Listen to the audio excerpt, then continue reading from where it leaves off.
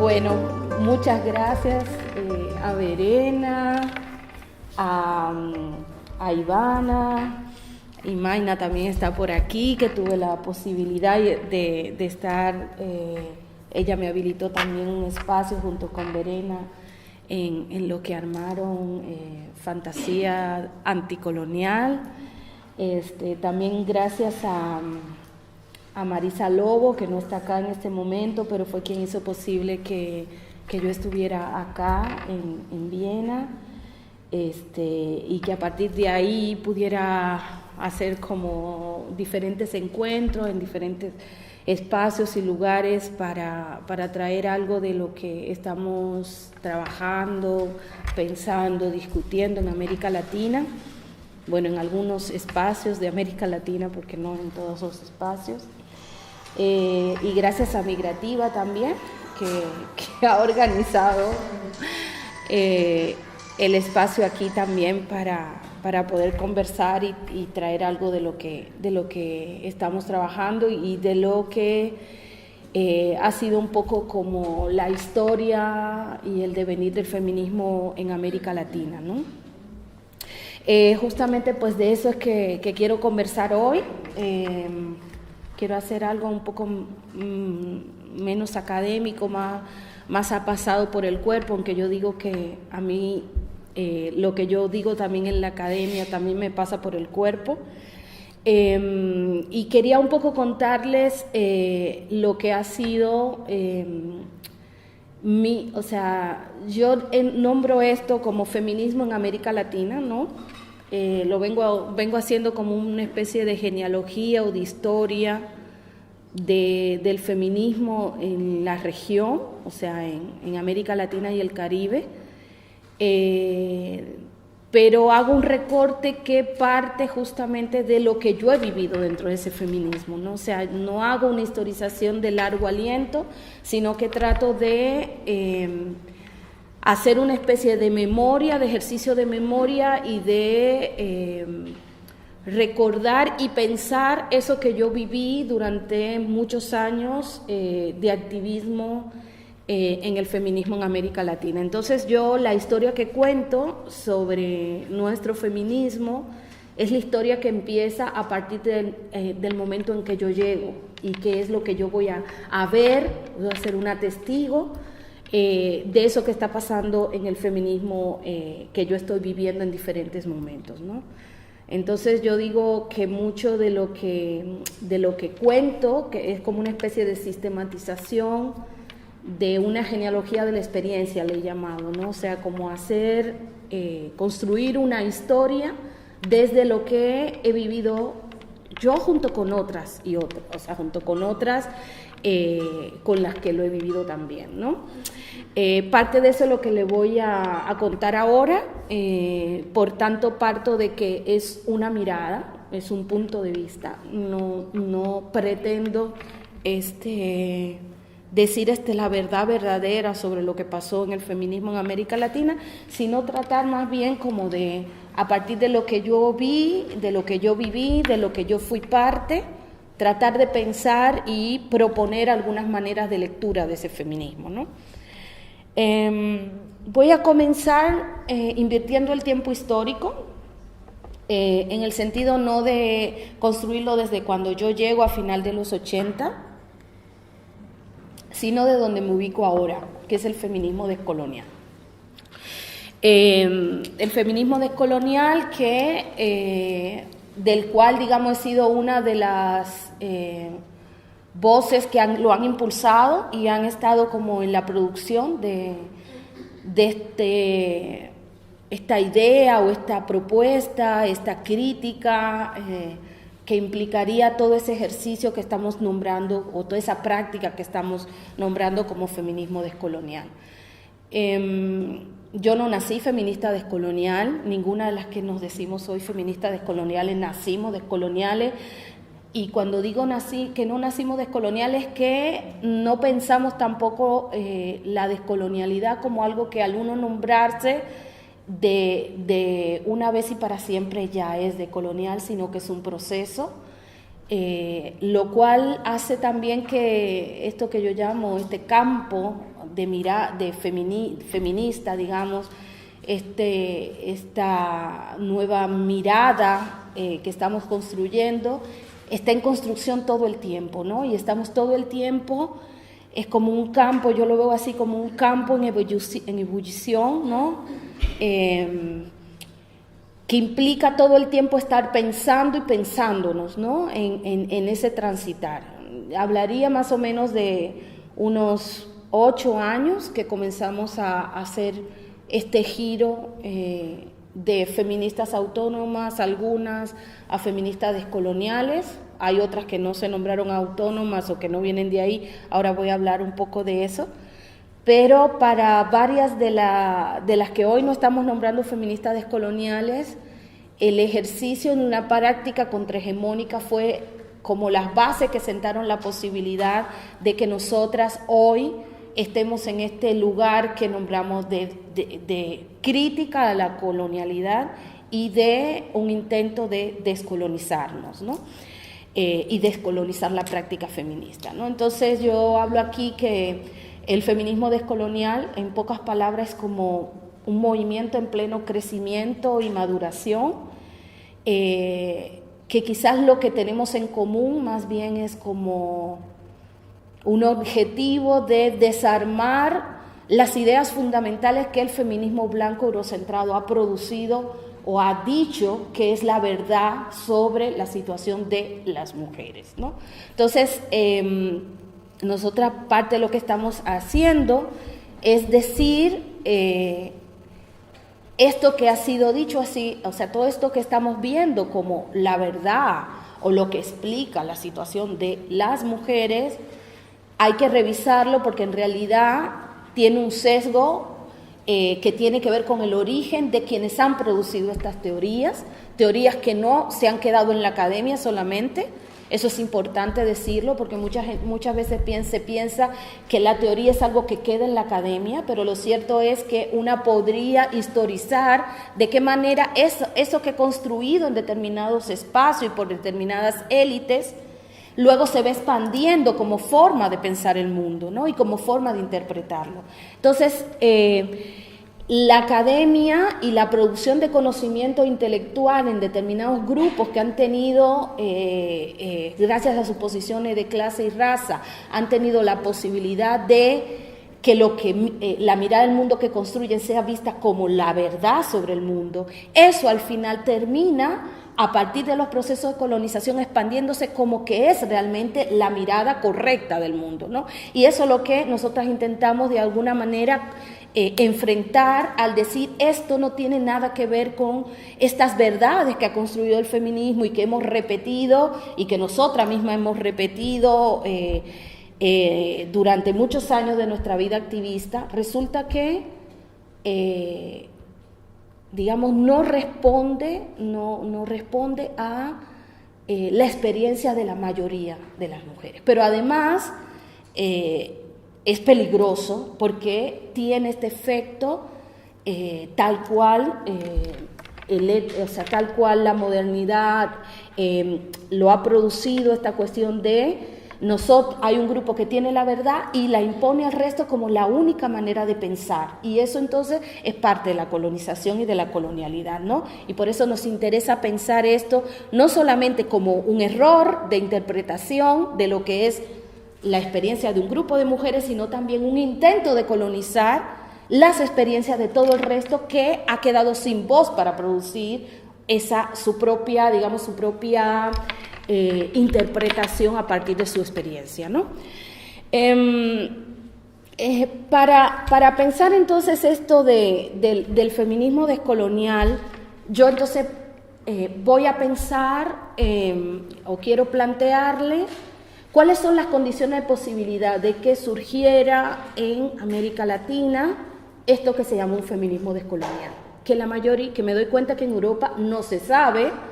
que la propuesta de un feminismo descolonial surge en América Latina. Y fue allí, y es importante, las latinoamericanas que estamos en Europa, que podamos recordarnos esto y que se lo podamos decir a las academias de acá, que están comprando nuestras teorías y están dejando de decir desde dónde viene y las implicaciones geopolíticas entonces que esto tiene en términos de desarmar esa trama universalista e imperialista de los feminismos de acá, ¿no? Entonces, yo creo que es importante esto, que sepamos que el feminismo descolonial surge en una región muy concreta, como el feminismo postcolonial, por ejemplo, surge de la experiencia de la India, ¿no? Muy concretamente de la India. En ese sentido hay elementos que nos conectan, pero no somos exactamente lo mismo. Luego voy a explicar un poco más sobre eso, o en las preguntas. Pero me interesa entonces, para poder entender cuáles son las condiciones que posibilitan que se dé este giro o esta nueva manera de interpretar lo social a partir de la experiencia de esto que hemos nombrado, las mujeres, cuáles son las condiciones que permite esto de que ahora hay un grupo de gente que nos estemos nombrando como feministas descoloniales, ¿no? Que estemos en este momento, que es el momento como donde se dice el nuevo feminismo, ¿no? Pero la verdad es que de nuevo no tiene nada. O sea, siempre han estado estas miradas, estas experiencias, estas críticas han estado en muchos sectores que fueron negados por la voz feminista hegemónica, asentada, digamos, en cuerpos muy concretos, que eran considerados los cuerpos del conocimiento, que eran estos cuerpos blancos, burgueses, ¿no? Con cierta, digamos, que gozaban de cierto lugar de enunciación privilegiada, ¿no? O sea, la capacidad de decir lo que yo digo sí es válido, ¿no? En ese sentido lo digo. Entonces, hay unas condiciones de posibilidad que permiten lo del feminismo descolonial, pero también permiten esto mismo que se ha llamado como el giro decolonial, porque el feminismo decolonial tiene que ver con un momento que se está viviendo en América Latina, que es como una especie de una revisitación, o sea, un nuevo momento del pensamiento en América Latina, o el pensamiento latinoamericano, como se le ha nombrado, que es es un campo de pensamiento que tiene una larga tradición en América Latina, desde un intento de construir América Latina como un espacio que produce, o sea, que a partir de una experiencia concreta produce una nueva forma de pensar el mundo, y esa forma, esa manera de pensar el mundo se separa de la experiencia europea porque, terminamos siendo la contracara de lo que se termina armando como Europa, ¿no? Entonces, voy a pensar esto, voy a retomar otra vez lo del giro decolonial, pero quiero comentar esto del contexto particular que se da en la década de los 90, o sea, la última década del siglo pasado, donde se están dando una serie de condiciones que permiten que comencemos a repensar cómo nos estábamos mirando a nosotras y a nosotros mismos en América Latina. Esto es importante también en el sentido de que muchas veces se piensa que el giro descolonial o el feminismo descolonial surge en la academia, pero no ha surgido en la academia. En la academia aprovecha un momento determinado, una coyuntura histórica que se está dando en el continente y que son las que permiten que la academia pueda comenzar a decir, mira, esto se nos estaba escapando, aquí se da una vuelta de mirada, hay que volver a mirar lo que ya se ha mirado y se intenta entonces explicar una serie de cuestiones que no estaban siendo explicadas. Entonces ahí es interesante ver, vamos a caracterizar qué es lo que está pasando en América Latina en los 90. Creo que varias de la gente que está aquí, que son migrantes, pues más o menos saben un poco, o porque estaban allá todavía, o porque sus familias de origen están allá, y como ustedes sabrán, pues lo primero que va a caracterizar ese momento es que en el 1989 cae el muro, cae el socialismo real. Eso implica con la caída simbólica aquí en el norte de Europa, en Alemania concretamente, del muro de Berlín, como aquello que simbolizaba un mundo bipolar donde Estados Unidos dominaba una parte y la Unión Soviética dominaba la otra parte. Con la caída del muro empieza una crisis dentro de las izquierdas y dentro del marxismo, que va a poner en crisis todo ese marco teórico que estaban dominando los movimientos sociales. Eso deja un vacío en América Latina de interpretación que va a permitir lo que ahora voy a comentar. Obviamente, insisto, esta es mi interpretación, ¿no? A la par que está pasando eso,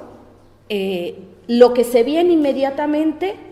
este mundo unificado a partir de la idea de democracia liberal que importa a Estados Unidos al resto de los países, incluyendo países del llamado tercer mundo, ¿no? Lo cual entonces esto va acompañado de neoliberalismo, o sea, una nueva etapa del liberalismo y del capitalismo, ¿no? Que implica globalización de la economía.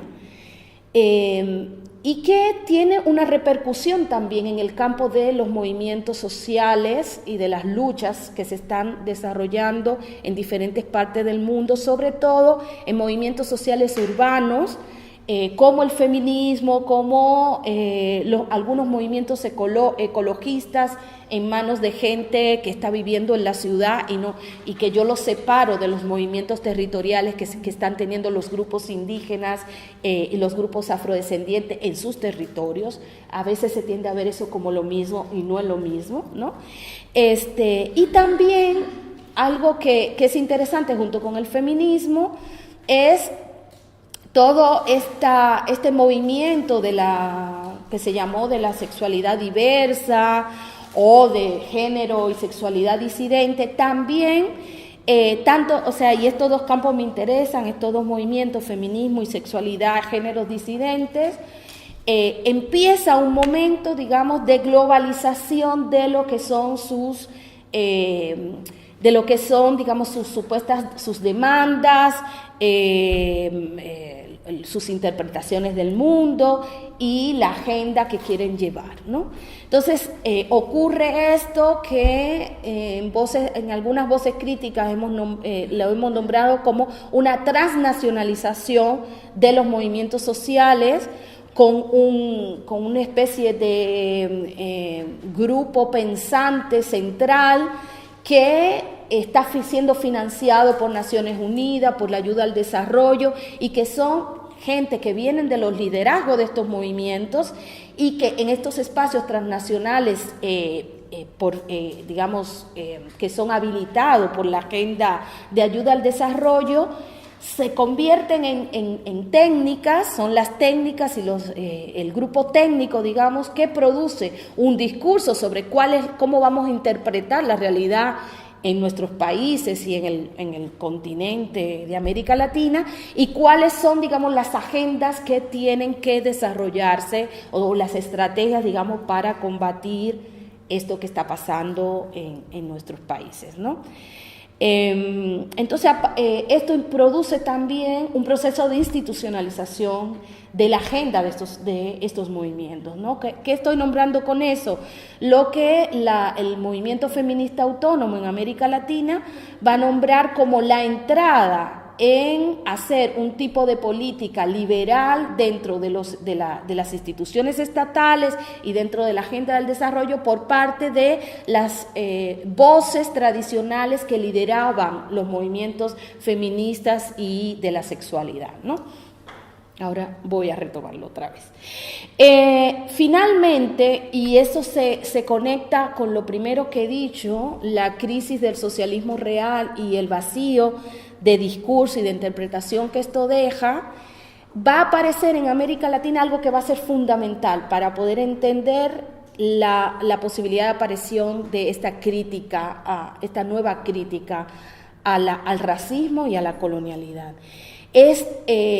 por primera vez en el tiempo contemporáneo y sobre todo, digamos, durante el siglo XX, ocurre una aparición espectacular de lo que eran movimientos, o sea, grupos que tradicionalmente no tenían un espacio en la agenda pública, digamos, en los medios o en las calles, en los centros donde se da el debate político. Y me estoy refiriendo a una serie de esto que podrían ser sujetos colectivos que vienen de demandas territoriales, digamos que están luchando en contra de la expansión, de nueva forma de expansión y de colonización interna por parte de los estados, y que están demandando el derecho a la tierra, están demandando la posibilidad de autogobernación en sus territorios y entonces en ese sentido la autonomía con relación a los estados-nación. Son fundamentalmente movimientos indígenas, aliados, movimientos territoriales donde también hay grupos campesinos que están trabajando en ellos, y desde el movimiento, o sea, dentro de las voces afrodescendientes, un movimiento negro, afrodescendiente y antirracista que va a aparecer de una manera muy importante y fuerte durante los años 90, porque todo lo que había sido la historia de América Latina a partir de lo que fueron los procesos de luchas en contra de la esclavitud, luego de la abolición de la esclavitud, prácticamente los movimientos afro e indígenas, o sea, los grupos afroindígenas, quedan copados por esta idea de somos un pueblo mestizo que tiene que conforma una ciudadanía común dentro de nuestros territorios. O sea, contrario a lo que pasó en Estados Unidos o en Sudáfrica, donde el apartheid y el segregacionismo produjo justamente unos sujetos que tenían una conciencia racial porque no había otra. En nuestros espacios, en nuestros países, esta cuestión de lo que fue la ideología del mestizaje, donde parecería que había como una especie de democracia, donde desaparecía la idea racial, de división racial y organización racial de la sociedad, eso impidió y retrasó durante mucho tiempo una conciencia del racismo intrínseco que había dentro de nuestros propios Estados-nación. Entonces, es hasta los 90 donde una puede encontrar ahí, desde las luchas en contra de la esclavitud, que comienza a surgir, bueno, ya en realidad desde los 80 en Brasil, por ejemplo, ya había un movimiento afro que comenzaba a surgir y que estaba muy influenciado por el movimiento de derechos civiles en los Estados Unidos. Pero eso se queda en Brasil, que también tiene toda su historia, con una población mayoritariamente negra, que comienzan, digamos, a desarrollar esta conciencia, y ya en los 90 esto comienza a expandirse hacia el resto del continente. Hay un momento importante ahí que fueron la contracelebración de 1992, que eran los 500 años de colonización, mientras los Estados-nación en América Latina estaban celebrando la llegada de Colón y la llegada, digamos que finalmente habíamos entrado a procesos de civilización, ¿no? y de modernidad. Comienza entonces a aparecer ahí una serie de cuerpos resistentes a estos discursos, ¿no? Y eso comienza a organizar ahí un discurso antirracista que poco a poco se va a ir radicalizando con el tiempo. Bien. Bueno, y una cosa que se me olvidaba decir es que ¿por qué la conexión con ese vacío que deja la crisis del socialismo real? Es que otro impedimento para poder ver cómo la clasificación racial y la organización racial era importante para pensar América Latina era que la teoría marxista que se daba, que acogía los movimientos sociales en América Latina, veían todo en clave de clase. Entonces, el campesinado era visto en términos de un grupo que estaba, digamos, precapitalista, y lo mismo pasaba con los grupos indígenas, con los grupos afro, ¿no? No era visto la raza aquí como una cuestión importante, sino que se veía todo a partir de, pues, bueno, la clase, la categoría de clase como aquello que podía explicar. Ajá. ¿Quién impone esto de los grupos precapitalistas? ¿Quién lo impone el marxismo? ¿Quién? No entiendo la pregunta. Hay una lectura desde el marxismo que veía a los grupos campesinos e indígenas como parte de un desarrollo histórico precapitalista, que luego a través de ciertas estrategias que emulaban lo que el socialismo real y todos esos debates proponían como el camino histórico que teníamos que seguir, implicaba entonces pues que íbamos a ir evolucionando y que tenía que llegar la técnica y que tenían que llegar procesos de industrialización en América Latina, todo lo que fue la teoría del llamado subdesarrollo en los 70. Lo dice el marxismo, ¿no? Sí, totalmente, sí. Bueno, entonces, esto puede ser, nosotras entonces tendemos a decir, cuando digo nosotras estoy pensando en el grupo con el cual estoy articulada, el GLEFAS y varias de las que estamos en constante diálogo, ¿no? Muchas de nosotras pues pensamos esta cuestión de cuál es este contexto que permite entonces este giro hacia volver a pensar el racismo y volver a pensar la herida colonial y entonces construir esta nueva propuesta que lanza Aníbal Quijano, que ya venía desde los 70 con esta interpretación que he criticado antes, que era la que impidió muchas veces que aparecieran estas voces que siempre habían estado ahí, de nueva no tenían nada, ¿no? Y en los 90, gracias a todo esto y gracias a la propia revisión de esta teoría en América Latina, comienzan a repensar digamos, lo que han producido y lo inadecuado de la teoría que han producido, y eso termina decantando en eso que se va a nombrar como el giro decolonial, que implica tomar digamos, la categoría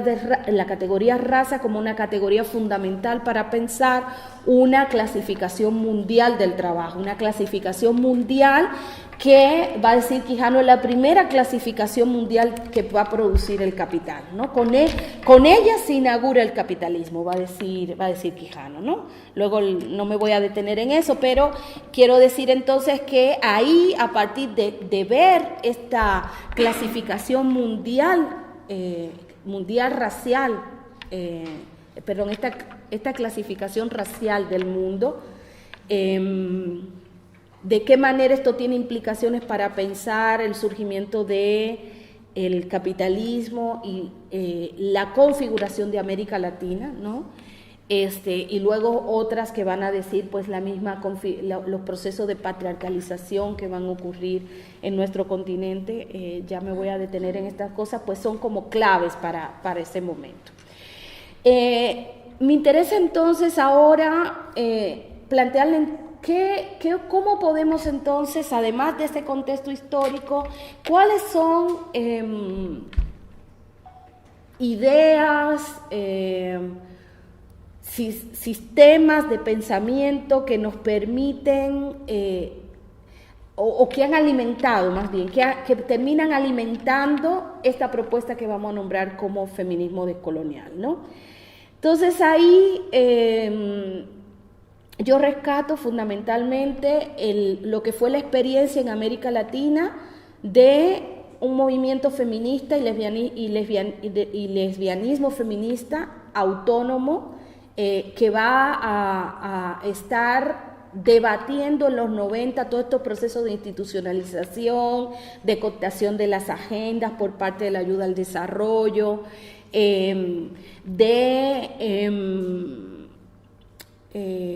¿cómo podría decir?, de debatir y poner en cuestionamiento la posibilidad de que sea a través de las instituciones estatales que se van a lograr desarmar el patriarcado o deshacer el patriarcado, ¿no? O sea, hay toda una serie de debates que en los 90 vamos a poner sobre la mesa las feministas y lesbianas feministas autónomas en discusión con una buena parte del feminismo que termina abdicando, digamos, a esta nueva agenda de la democracia liberal que se lanza desde Estados Unidos, apoyado por los países de Europa, por los grandes países imperialistas de Europa, ¿no? Ya comenté, creo que eso es lo fundamental que vamos a beber de esa experiencia, este debate, esta posibilidad de discutir y ver cómo nuestros feminismos estaban siendo colonizados por estas agendas económicas, este descreer en la estructura estatal o incluso la estructura del desarrollo, la agenda del desarrollo como aquello que va a permitir que estemos en mejor situación las mujeres del llamado tercer mundo, ¿no? Y todo el proceso de institucionalización y burocratización de la agenda feminista, ¿no? Varias de nosotras hemos sido parte de ese movimiento y de esa crítica, y llega un momento en que por parte de ese mismo transitar terminamos dándonos cuenta los límites de esa crítica que hacíamos desde allí. Esos límites tenían que ver con justamente que el feminismo autónomo no puede dar cuenta de los procesos de racialización a que son sometidas gran parte de las mujeres, ¿no? Dentro del propio feminismo autónomo, varias de nosotras que somos las racializadas, que estamos haciendo el feminismo autónomo y el lesbianismo feminista autónomo, radical y todo eso, esos procesos, digamos, de racismo interno que vamos a vivir, va a terminar decantando en que nosotras estemos profundamente, entremos en una profunda decepción y comencemos a ver los límites de la política que estábamos haciendo, ¿no? Y en ese momento, donde se van a juntar reflexiones colectivas, pero también experiencias individuales que varias de nosotras van a ir teniendo en América Latina en sus propios recorridos, comenzamos a darnos cuenta que necesitábamos otra teoría que nos permitiera poner palabras a aquello que esa teoría feminista que habíamos bebido no nos permitía decir, ¿no? Poner en palabras eso que ese feminismo no nos permitía decir. Una serie de experiencias de subalternización al interior del feminismo, de racialización al interior del feminismo y de racismo al interior del feminismo, con unas relaciones jerárquicas de poder al interior del feminismo en América Latina, que fue decantando en esa necesidad de buscar otras ideas, otros pensamientos que nos ayudaran a poder dar cuenta de esa experiencia de subalternización, de poder dentro de los grupos feministas y lesbofeministas. Una de las primeros acercamientos a pensar la cuestión, a volver a pensar, o a que el feminismo pensara la cuestión de la herida colonial y de la geopolítica, o sea, pensar, digamos, de qué manera las políticas neoliberales son políticas neocoloniales también, que tienen que ver con nuestras vidas, ¿no? Y que determinan el tipo de vida que estamos llevando en el tercer mundo, pero que también tiene implicaciones dentro de las propias jerarquías que se producen al interior de ese llamado tercer mundo, ¿no? Y ahí algunas de nosotras lo que comenzamos a leer antes que nada fue el feminismo postcolonial, que ya había entrado a la academia norteamericana y a la academia inglesa, porque varias de las que estaban haciendo esta teoría y todo lo que va a ser la producción de conocimiento postcolonial, ¿no?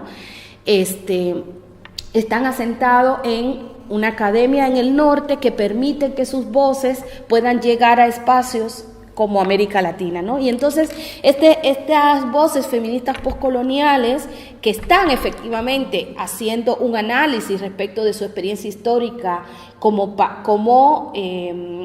países que surgen de procesos de descolonización, de lo que fueron el grupo de naciones colonialistas que corresponden a lo que llamamos el segundo momento de la expansión colonial, o sea, todo lo que fue el siglo XVIII y XIX con Francia, Inglaterra, Holanda,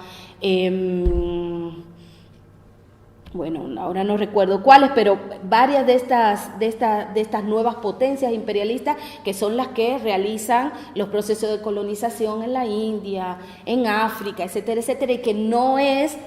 los procesos de colonización que vivimos en América Latina con Portugal y España, ¿no? Entonces, esa experiencia histórica postcolonial que surge de los procesos de de luchas independentistas con este segundo grupo de países, de regiones colonizadas, ¿no? Y que cuyas luchas independentistas también, por tanto, son muy posteriores a las luchas independentistas que se dieron en América Latina. Produce esta teoría que está llegando, que está ocupando algunos espacios en la academia, y eso llega a la academia en América Latina y comienza a llegar a algunos espacios activistas que estamos cercanos a la academia y que estamos interesados en formarnos o autoformarnos a partir de la literatura que está corriendo por esos espacios, ¿no? Y entonces ahí pues vamos a leer pues a Spivak, a Mohanty, fundamentalmente a ellas dos, ¿no? Voy a ir aquí, ¿no? Y que lo que fundamentalmente ellas están aportándonos y que van a estar diciendo y que van a terminar aportándonos, pues es esta crítica a la colonización discursiva que hace Mohanty, ¿no? De los feminismos del sur por parte de los feminismos del norte, la cuestión del privilegio epistémico como eso que la epistemología feminista ha ido desarrollando como este punto de vista no dominante, que es una mirada que se hace de abajo hacia arriba. Quienes están en una posición de menor privilegio tienen la posibilidad de ver el todo, ¿no? Pueden ver mucho más ampliamente cómo se da las relaciones de poder y de subalternización. Entonces, en ese sentido, pues Mohanty proponía la mujer del tercer mundo como aquella que tiene un privilegio para poder producir una teoría mucho más completa, mucho más compleja, que debería ser emulada por las feministas del norte, ¿no? La violencia epistémica, que impide realmente ver ese privilegio epistémico de aquellas que están en los lugares más bajos de la jerarquía, ¿no? Que impide la escucha de la subalterna, como diría Spivak, la manera en que las élites independentistas, ¿no?, representadas por los intelectuales y las intelectuales comprometidas, dentro de las cuales están las feministas, terminan, podríamos decir, ella dice encriptar, pero lo que ella quiere decir con eso es que están, podríamos decir prácticamente tomando la representación, ¿no?, de aquellas que justamente quedan como sin voz, ¿no?, que son las que en América Latina son la gran mayoría de las mujeres y de los varones subalternizados y racializados, que parecería que no pueden tener voz por sí mismos y por tanto van a ser representados en los espacios transnacionales a través de estas voces feministas blancas, hegemónicas, que son las que pueden acceder a estos espacios. Bueno, esas son algunas de las cuestiones que este feminismo postcolonial pues nos ayuda a mirar y a complejizar también, ¿no? yo ahí tengo, por ejemplo, tengo un trabajo donde peleo con Mohanty por terminar haciendo como una generalización de la mujer del tercer mundo sin darse cuenta de estas jerarquías que se producen al interno del tercer mundo, y que ya lo hago, digamos, dentro de lo que ahora va a ser como el feminismo descolonial, ¿no? Entonces, otra línea genealógica importante para nosotras van a ser los feminismos negros y de color en los Estados Unidos, ¿no? Este feminismo negro y de color en los Estados Unidos, algunas de sus voces, ya algunas de las lesbianas feministas radicales, autónomas, las habíamos leído, por ejemplo, como Audre Lorde, como Gloria Anzaldúa, pero sin embargo hubo un momento, sobre todo cuando éramos estas lesbianas feministas autónomas radicales, que nosotras no podíamos ver que la teoría que ellas estaban produciendo, una teoría que partía de un cuerpo racializado, ¿no? Y que solamente podía ser comprendida en su complejidad desde la experiencia histórica de ese cuerpo, sometido a procesos de racialización y de racismo en los espacios donde habitaban. Nosotras, que éramos compañeras racializadas, o sea, varias de nosotras que leíamos a estas compañeras, digamos que parte de lo que yo digo a veces de lo que hace el feminismo blanco, la teoría feminista blanca, es que pone como ese velo, ¿no? Un velo que no te permite ver cómo alguien efectivamente que ha sido producida a través de procesos de racialización, ¿no? Entonces, una puede ahí pensar en Fanon, digamos, ¿no? Cuando nosotras nos mirábamos a la cara bajo esa ficción de somos todas mujeres, nosotras no nos veíamos como... no veíamos nuestro color, nosotros estábamos viendo simplemente mujer, ¿no? Y eso hacía que nosotras no podíamos llegar a comprender, digamos, que lo que estaban produciendo estas compañeras partían de un cuerpo que estaba siendo racializado y que hablaba de una experiencia histórica. Era una teoría encarnada a partir de procesos de generización, pero también de racialización, ¿no? Nosotras durante un tiempo largo no veíamos eso. Lo vamos a ver un poco después cuando digo había un silencio que comenzó a ser demasiado fuerte como ya para necesitar encontrar y buscar otras maneras de poder darles palabra a ese silencio. Y ahí volvemos a leerlas, volvemos a leer otras vamos a leer otras compañeras feministas negras y de color que habían desde los 70, venían produciendo todo este conocimiento, ¿no? Y ahí vamos a encontrar una clave riquísima para poder también interpretar nuestra experiencia histórica. Eso va a ser fundamental para lo que va a ser hoy esto que estamos nombrando como feminismo descolonial. De hecho, una podría decir, y muchas de nosotras reconocemos, que de hecho no estamos inventando nada nuevo, sino que estamos dando continuidad a un marco de mirada que ya venía desde los 70 y nos sentimos recogida dentro de esa genealogía histórica donde nosotras simplemente estamos dando continuidad y seguir complejizando esa trama, quizás ya desde la experiencia compleja desde América Latina, porque nosotras no estamos en Estados Unidos y ahí el giro decolonial termina, que es justo lo que digo acá, de completar esa maqueta, ¿no? Esa maqueta histórica que nos permite hoy, a partir de esa base teórica conceptual y de pensamiento, pues continuar una producción de ideas y de pensamientos respecto de cómo interpretar nuestro lugar en el mundo, ¿no? Del feminismo negro y de color, ¿qué cosas han sido fundamentales para nosotras? Pues su crítica contundente a la teoría feminista como teoría feminista blanca, ¿no? Como un punto de vista privilegiado y dominante,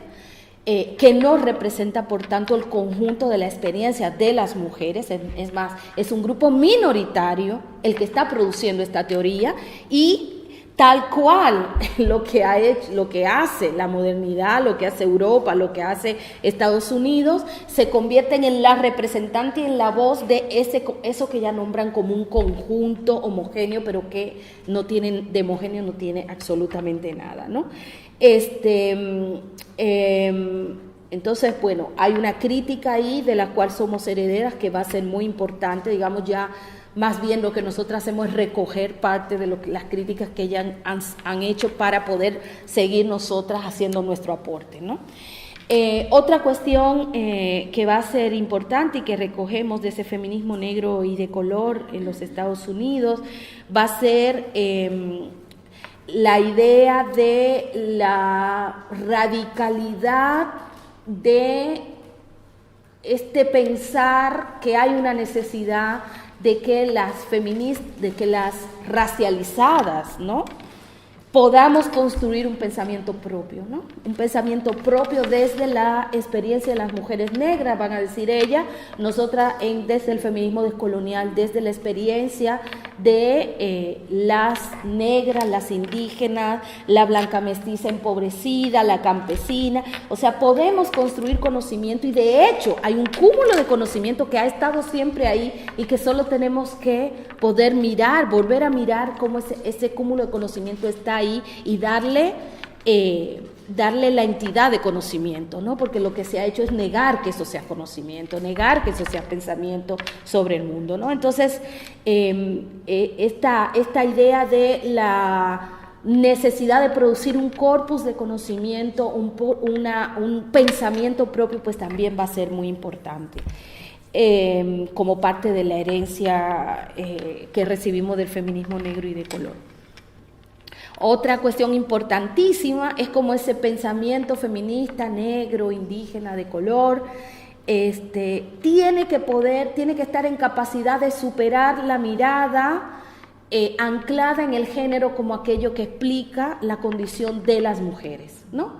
Ya desde los 70 las feministas negras y de color han denunciado esto que ha hecho el feminismo, ese feminismo que en realidad ha sido, esa teoría feminista que en realidad ha sido producida por las mujeres blancas, ¿no? No es posible este intento que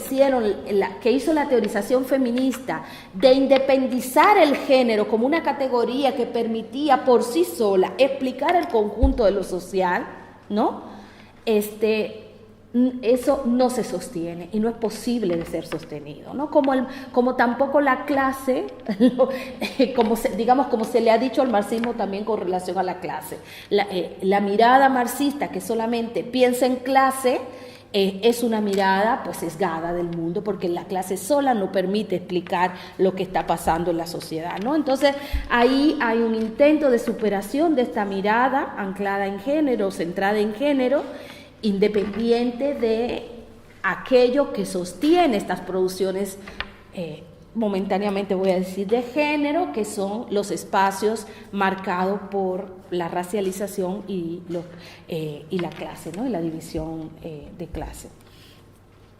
Finalmente, hay una cuestión que para varias de nosotras va a ser fundamental, que va a ser esto que es un llamado de Audre Lorde, cuando ella habla de esta necesidad de pensar la interconexión y la imposibilidad de separar nuestras experiencias, ¿no? Y esa posibilidad de separar nuestras experiencias, de separar la vida que vivimos en este planeta, en este mundo, en este presente, pasado y futuro, hace una línea que conecta la vida del privilegio con la vida de la subalternidad. No es posible las vidas de privilegio que viven en determinados países, determinados grupos de varones y mujeres, si no es gracias, o sea, a que un gran grupo del mundo, de la vida, está siendo oprimida,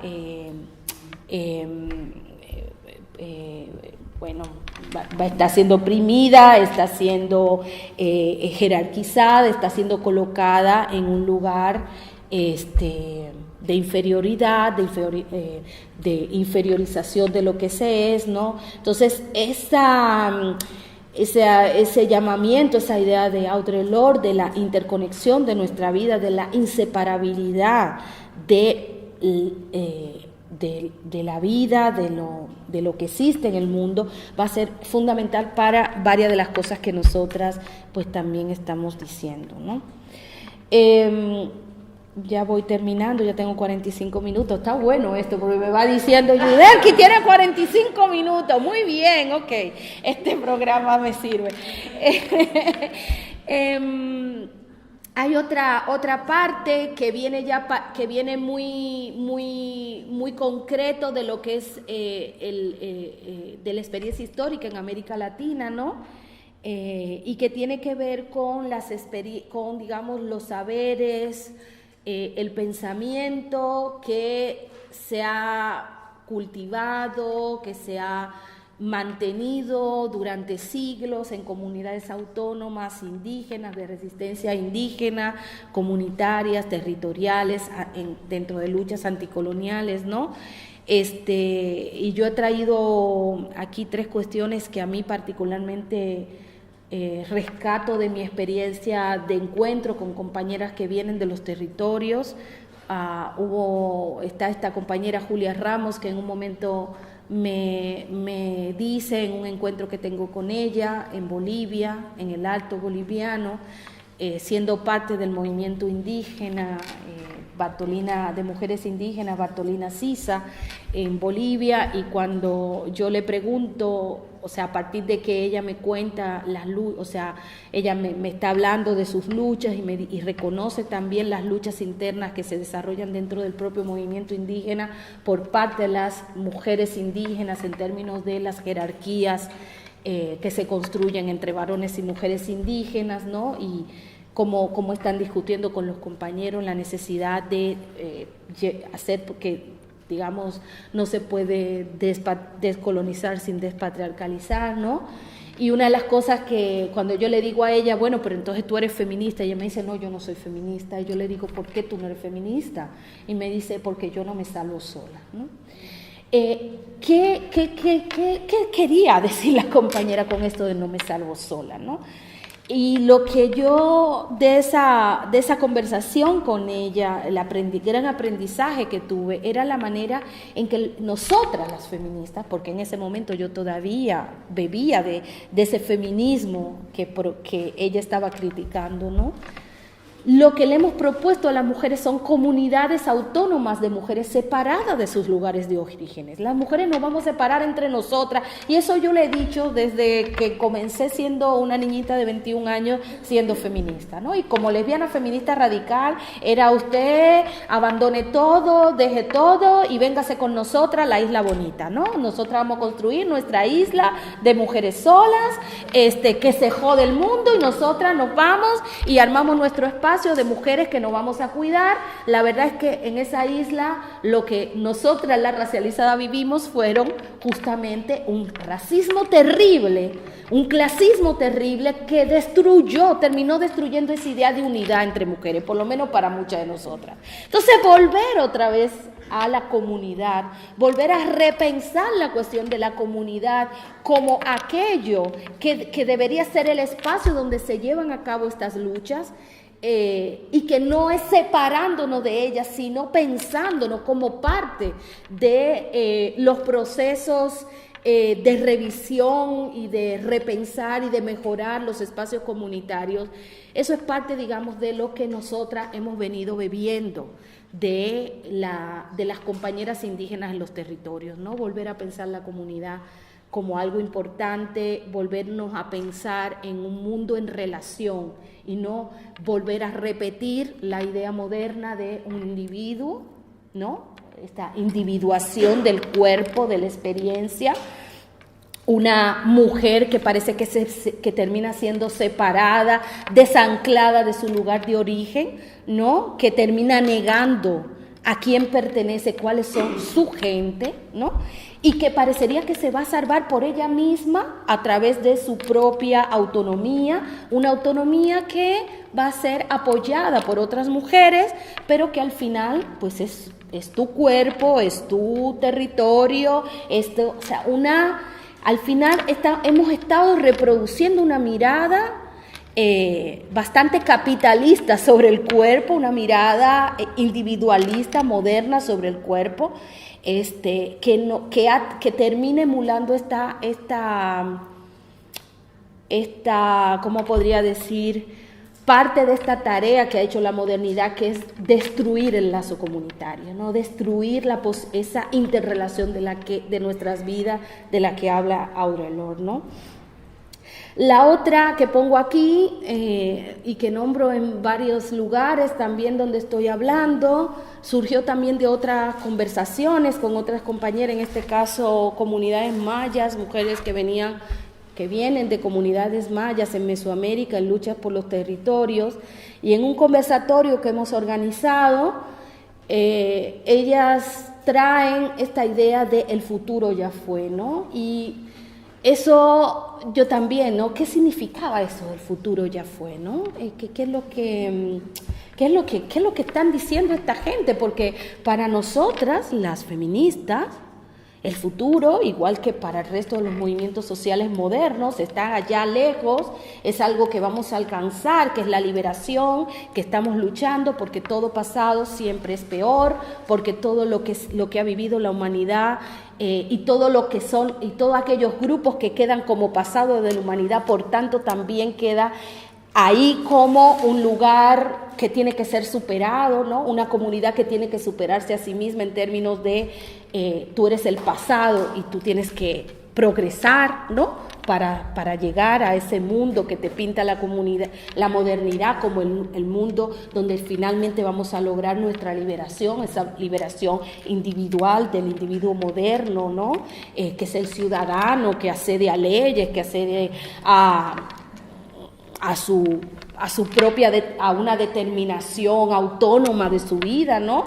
Que decide por sí sola o por sí solo qué es lo que quiere hacer con su vida, olvidándose del resto, de la vida de la gente de donde proviene o de donde viene, ¿no?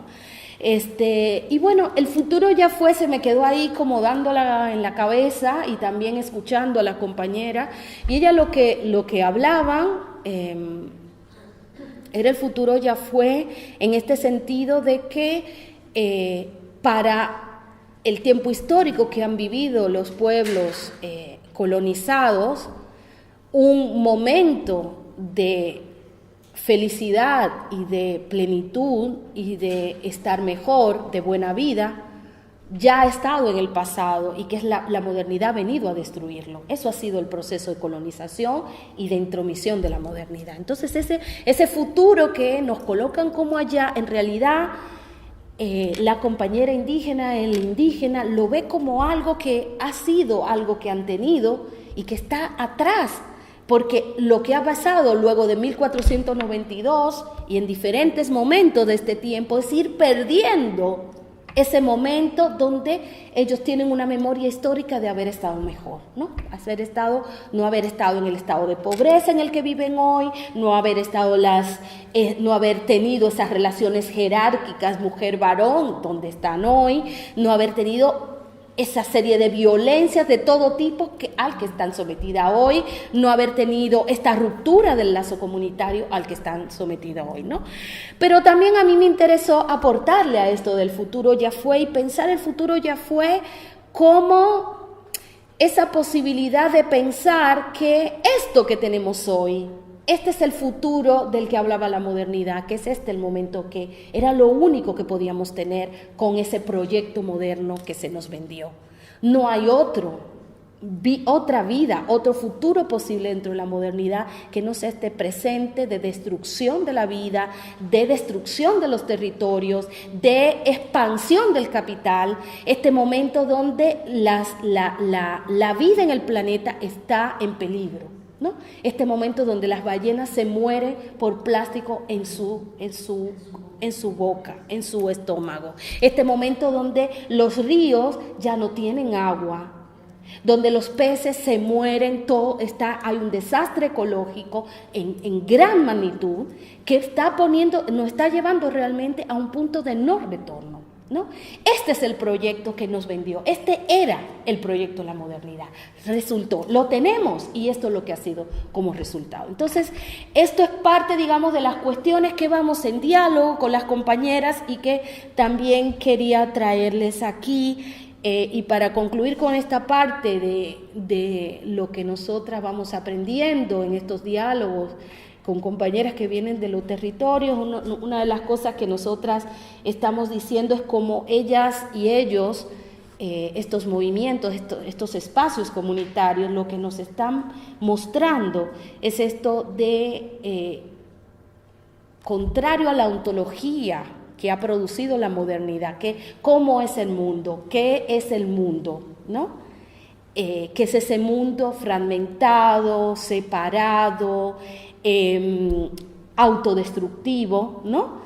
Hay unas ontologías o unas formas de pensar ese mundo que han excedido, han estado por fuera de eso que ha sido el ethos de la modernidad o el pensamiento de la modernidad y que tienen el asiento en la relación entre todo lo vivo. Y vuelvo otra vez con Audre Lorde, ¿no? La interrelación de la vida en este mundo. Todas nuestras vidas están interrelacionadas. Estas ontologías relacionales son todas, podemos decir, que constituyen todo un reto para nuestros feminismos, ¿no? Y particularmente es parte, digamos, de los retos del feminismo descolonial. Y ya para finalizar, ya he dicho algunas de las cosas, pero voy a hacer un rápido paneo así de algunos de los elementos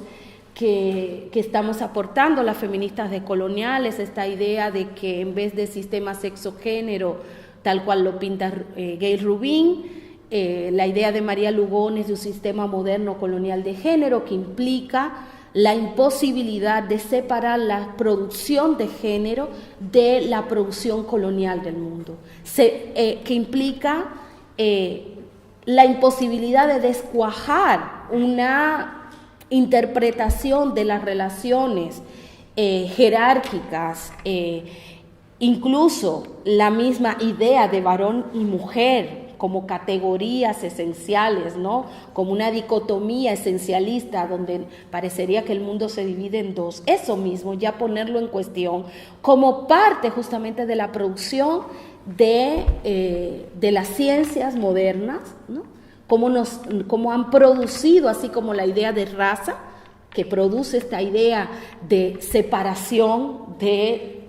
los grupos humanos de acuerdo a los colores y la fisonomía, ¿no? También ha habido una producción de la idea de género que ha construido esta mirada binaria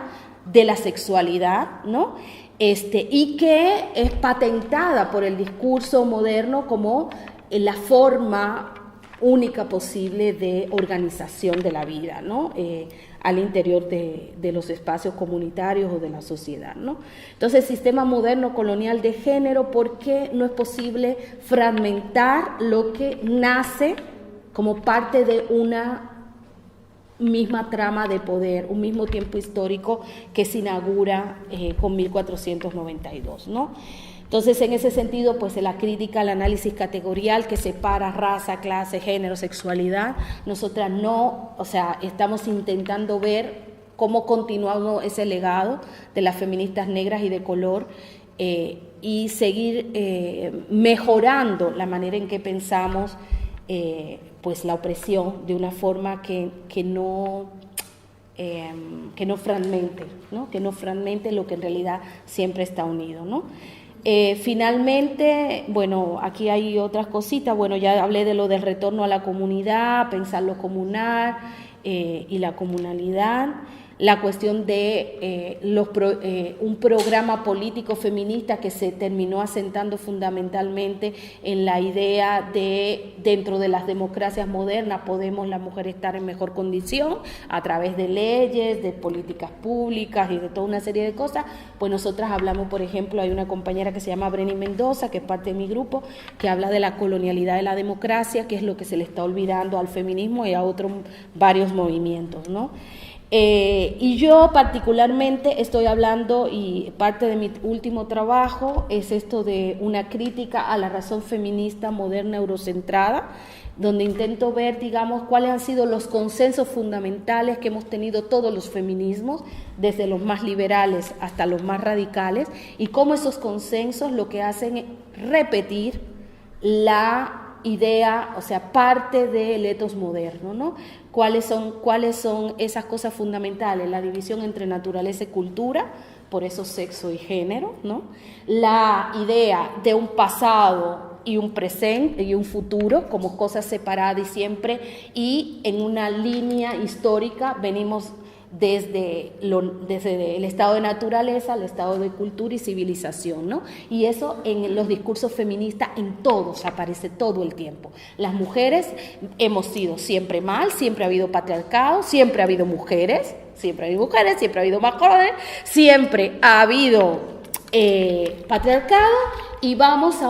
un tiempo que sería sin patriarcado, a través de la agencia feminista y a través de la lucha feminista, ¿no? Lo cual coloca a una gran parte de la humanidad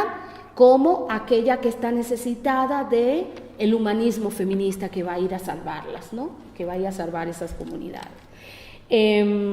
Y bueno, fundamentalmente esas cuestiones ya lo dije en lo que he hablado. Con eso termino.